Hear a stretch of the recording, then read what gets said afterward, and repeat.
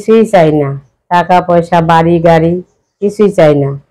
আমি দুমুঠ ডাল ভাত খাইতে পারলেই আমার যথেষ্ট। আমি আল্লাহর কাছে এটাই আমি অনেক দোয়া করতেছি যে আল্লাহ যেন সেরকম আমার তৌফিকে যেন মিলাই দেয়। আমি আল্লাহর কাছে এটা অনেক দোয়া কামনা করতেছি।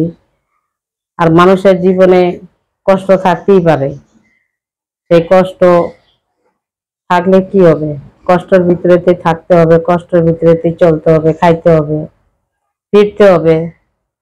ভালোবাসা, ভালো থাকা সবগুলাই মিলে ঝিলে থাকতে হবে। এখন তো আমি বর্তমানে তো এখন আমার মা ছাড়া মেয়ে ছাড়া তো আর কেউ নেই। এখন মাকে নিয়েই আমি বর্তমানে আছি, ওইভাবে চলতেছি, খাচ্ছি যাচ্ছি, ওইভাবেই আছি। কি করব, জীবনটাই আমার কষ্টের জীবন। এই কষ্টের জীবনটা কি আমার সারা জীবন এরকম থাকবে? আমার পাশে কি এমন কেউ নাই যে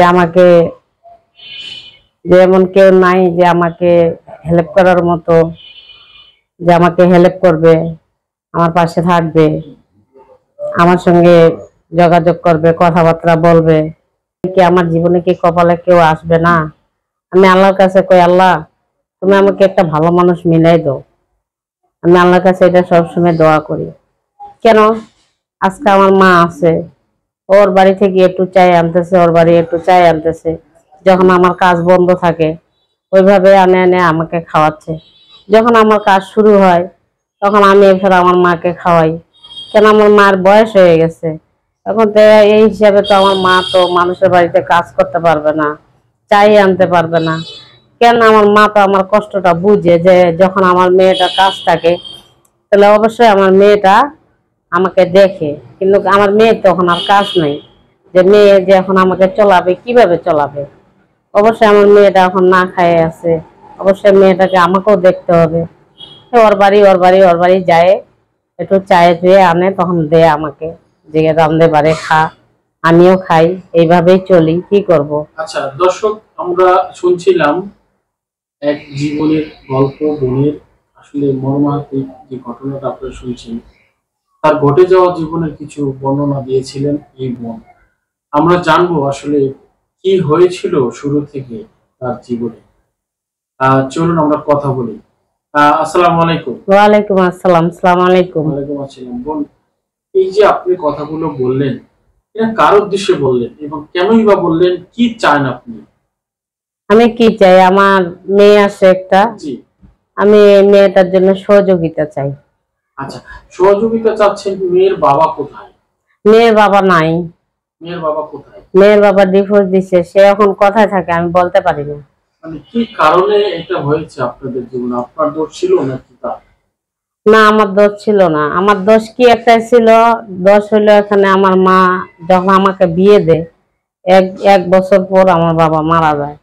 মারা যাওয়ার পরে তখন আমার মা বলছে যে আমার মেয়ের সুখ শান্তি দেখে তারপরে টাকা দিব। তখন যখন দেখলো যে আমার বাবা মারা যায়, তখন আমার মা টাকাগুলো দিতে পারলো না। তখন আমার ভাইকে বলে, আমার ভাই কয় কে আমার সংসার নিয়ে আমারই টানাটানি, আমি কথা থেকে দিব। তখন আমার ভাইও দিল না। তাহলে এইভাবেই চলতেছি। ওদের কথাবার্তা প্রতিদিনই ঝগড়া কাজিয়া লাগে, প্রতিদিনই ঝগড়া কাজিয়া লাগে। এইভাবে থাকতে থাকতে একটা বাচ্চার মাই হয়ে গেলাম। আরো যে দুই দুই এক টাকা ইনকাম করে, ওর সবগুলো আমি তার মায়ের হাতে দেয়।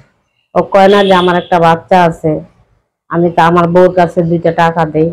বা মানুষের বাচ্চা যদি কিছু খাইতে চায়, অবশ্যই আমার সন্তানটাও খাইতে চাবে। এখন যদি ও না দেয় তা আমি কোথায় থেকে আনি খাওয়াবো? তো আমি তো মা, আমাকে তো কষ্ট লাগবে।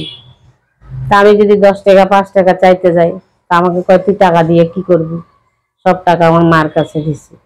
এই কথা কয়ে ও বাইরে চলে যায়। যখন আমার বাচ্চাটা খাওয়ার জন্য কান্দে, আমি দেখে কই আমার 10 টাকা দাও, দেয় না। কি করব? পরে বাধ্য হয়ে তখন এইভাবেই থাকলাম। থাকতে থাকতে পরে তখন বাচ্চাটা হইলো। বাচ্চাটা হওয়ার পরে 3 বছর পর আর আমার মা 2,000 টাকা দিতেও পারলো না। পরে তখন আর আমার ধৈর্য কুলায় না, সহ্য করতে পারি না। পরে আমি চলে আসলাম, আমার মায়ের কাছে চলে আসলাম। আর তো তখন অনেক কান্দাকাটি করলাম, তখন গ্রামের মানুষ সবাই জড়ো হইলো। আর মায়েরও মারছিল, চিহ্নগুলো আছে, মায়েরও মারছিল। পরে তখন বাচ্চাটা নিয়ে চলে আসলাম। তখন সবাই কয়েছে আর যাওয়ার দরকার নেই, থাক, কপালটা যখন তোর খারাপ, খারাপই থাক।